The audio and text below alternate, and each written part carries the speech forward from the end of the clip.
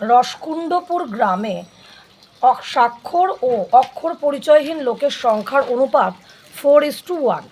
গ্রামের মোট জনসংখ্যা 6,550 জন হলে স্বাক্ষর ও অক্ষর পরিচয়হীন লোকের সংখ্যা কত ছিল?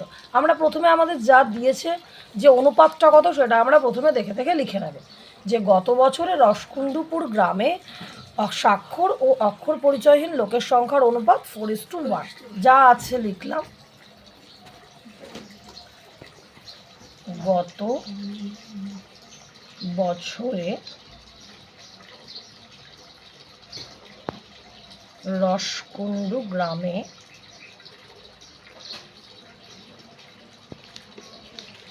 স্বাক্ষর ও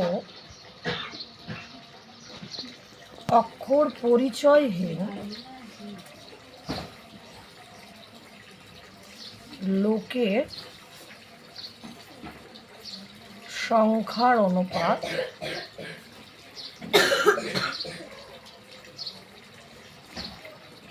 ছিল 4:1। ঠিক আছে, এটা হলো অনুপাত। আর এই অঙ্কগুলো কী অঙ্ক? আনুপাতিক ভাগহারের অঙ্ক। দেখো আমাদের প্রথমে দিয়েছে স্বাক্ষর, তার মানে আমরা ধরতে পারবো স্বাক্ষর হলো আমাদের 4 ও অক্ষর পরিচয়হীন মানে এরা অক্ষর পরিচয়হীন মানে এরা মানে যার স্বাক্ষর মানে পড়াশোনা জানে, অক্ষর পরিচয়হীন মানে পড়াশোনা জানে। ঠিক আছে, অক্ষর পরিচয়হীন আমাদের ধরে নিলাম 1। ঠিক আছে, এইবারে আমরা এদের অনুপাতটা বার করব। আমরা তাহলে কি স্বাক্ষর হচ্ছে 4 আর অক্ষর পরিচয়হীন হচ্ছে 1, এটা বুঝতে পারবে তো? তাহলে আমরা লিখি যে আমরা স্বাক্ষর লোকের অনুপাত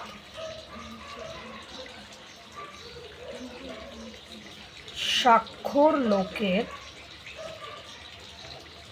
অনুপাত তাহলে 4, তো স্বাক্ষর লোকের অনুপাত 4, তাহলে ওপরে লিখবো 4 আর নিচে কি করবে? দুটোকে যোগ করে দেবো। নিচে কি করবো? দুটোকে যোগ করে দেবো। তাহলে 4 + 1 কত হলো? 4/5। এত হলো, বেরিয়ে গেল আমাদের স্বাক্ষর লোকের অনুপাত।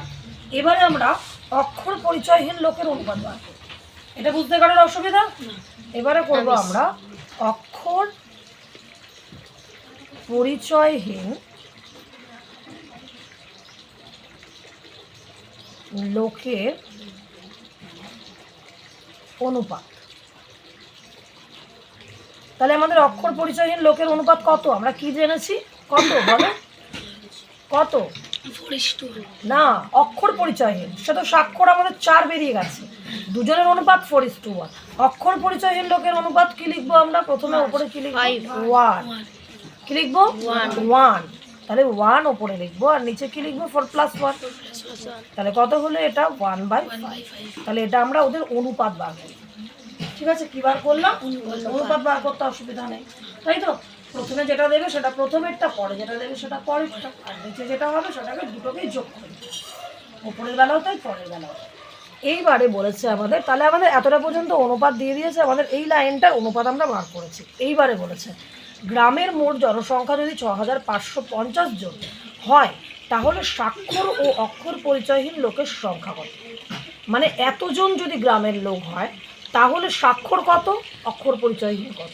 ঠিক আছে, তাহলে আমরা লিখি যে এতজনের মধ্যে স্বাক্ষর, তাহলে এতজনের মধ্যে একবার স্বাক্ষর বার করতে হবে, একবার অক্ষর পরিচয়হীন বার করতে হবে।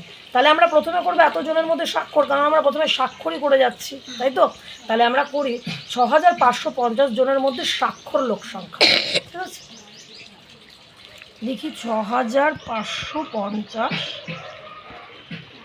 জনের মধ্যে স্বাক্ষর লোকের সংখ্যা। স্বাক্ষর লোকের সংখ্যা ওখানে ধরছে না, কোনো অসুবিধা নেই, আমরা পরের লাইনে লিখে দেবো। তাহলে এটা তো লিখতেই হবে, কেননা এর মধ্যে বার করছি, এটা লিখতেই হবে 6,550 ইন্টু স্বাক্ষর লোকের সংখ্যা কত? 4/5। আমরা বার করেছি আগে 4/5, তাহলে এই আমরা লিখলাম 4/5। এবারে শুধু আমরা কাটাকুটি কাটি। ঠিক আছে, আমরা সুবিধার জন্য আমরা নিচে এখানে 1 ধরতে পারি, যাতে আমাদের কোনাকুনি কাটাকুটিটা বুঝতে অসুবিধা না হয়, আমরা 1 লিখতে পারি। দেখো এটা পেছনে 0 আছে, তাই তো? তার মানে 5 দিয়ে ডাইরেক্ট কাটাকুটি যাবে তো? 5 দ্বারা বিভাজ্যের নিয়ম কি, পেছনে যদি 0 থাকে আর 5 থাকে তাহলে আমাদের 5 দিয়ে বিভাজ্য চলে যায়, তাই তো? তাহলে 5 দিয়ে কাটাকুটি করি, 5 একে 5, এটা কেটে দিলাম। আর এটা হচ্ছে কি আমি 6 নিলাম, তাহলে 5 একে 5, তার মানে এদিকে 1 থাকছে না, এদিকের 1 এদিকের 5, তাহলে হচ্ছে 3 5 15 হয়ে গেল। আবার এই 5টা নিলাম, 5 একে 5, একটা শূন্য বসে গেল। আর তো কাটাকুটি যাবে না, যাবে? কাটাকুটি যাবে না, তাহলে আমাদের কি করতে হবে, এই দুটোকে গুণ করে দিতে হবে। সমানে সমানে কাটাকুটি যায় না, কোনাকুনি কাটাকুটি যায়। পিউস তোর ঘুম পাচ্ছে? তাহলে সমানে সমানে কাটাকুটি যায় না, কোনাকুনি কাটাকুটি যায়, তাহলে আমাদের আর কোনাকুনি কাটাকুটি যাচ্ছে না, তাই তো? তাহলে কি করব, 1 3 1 1 3 1 0 ইন্টু 4 গুণ করে দিই। 4 0 0, যদি না পারো তোমরা রাফে করবে, হ্যাঁ দেখো রেখে রেখে করতে হয়। 4 0 0, 4 একে 4, 3 4 12 2, হাতে রইল 1, 4 একে 4 আর 1 হলো 5। যদি অসুবিধা হয় রাফে করবে। তাহলে এটা আমাদের কি বেরোলো, স্বাক্ষর লোকের সংখ্যা বেরোলো, তাই তো? কত বেরোলো স্বাক্ষর? 5240। এটা বেরোলো আমাদের স্বাক্ষর লোকের সংখ্যা। এবারে আমাদের আবার অক্ষর পরিচয়হীন লোকের সংখ্যা বার করতে হবে, ঠিক আছে? না, এবার আমরা করছি অক্ষর পরিচয়হীন লোকের সংখ্যা। কতজনের মধ্যে? সেই এতজনেরই মধ্যে, 6550 জনেরই মধ্যে। তাহলে 6550 জনের মধ্যে অক্ষর পরিচয়হীন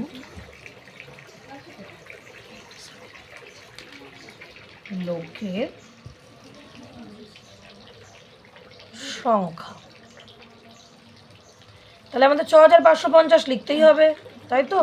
আর আমাদের অক্ষর পরিচয়হীন কত ছিল দেখে নাও, 1/5। অক্ষর পরিচয়হীন কত ছিল? 1/5। তার মানে এটাকে 1/5 দিয়ে করতে হবে।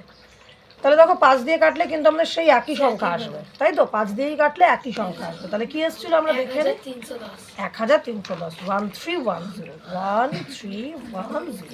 তাহলে এটাকে আমাদের 1 দিয়ে মাল্টিপ্লাই করতে হবে, তাই তো? তাহলে আবার করার দরকার আছে? আমরা তো শুধু এটাকেই বসিয়ে দেবো।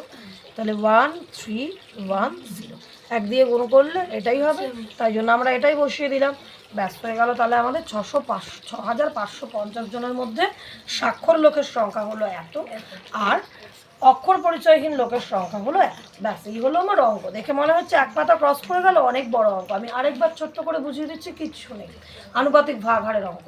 তাহলে আমার প্রথমে দিয়ে দিয়েছে স্বাক্ষর আর অক্ষর পরিচয়হীন, কি দিয়েছে 4:1।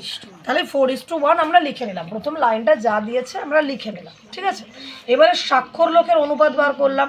স্বাক্ষর প্রথমে দিয়েছে মানে 4টা হচ্ছে স্বাক্ষর, তাহলে 4 উপরে লিখবো, নিচে কি করবো, দুটোকে যোগ করে।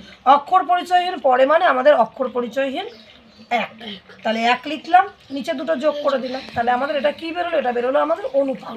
এবারে আমরা আনুপাতিক ভাগ হার বার করব, যে এতজন জনসংখ্যার মধ্যে আনুপাতিক ভাগ হার কত। তাহলে 6550 জনের মধ্যে স্বাক্ষর লোকের সংখ্যা, তাহলে আমরা স্বাক্ষর লোকের অনুপাত বার করেছি 4/5। 4/5 দিয়ে আমরা কাটাকুটি করে দিলাম, কাটাকুটি করে আমাদের বেরিয়ে গেল। এবারে অক্ষর পরিচয়হীন লোকের সংখ্যা আমরা বের করেছি 1/5। ব্যাস, 6500 জনের 6550 জনকে 1/5 দিয়ে আবার কাটাকুটি করলে সেই একই বেরোবে। এটা যদি আলাদা সংখ্যা থাকতো আমাদের আবার গুণ করতাম, একই বলে আমরা আর গুণ করলাম না, তাই জন্য 1310। ব্যাস, এই আমাদের চেয়েছে, আর কিছু চাইনি, ঠিক আছে? বোঝা গেছে?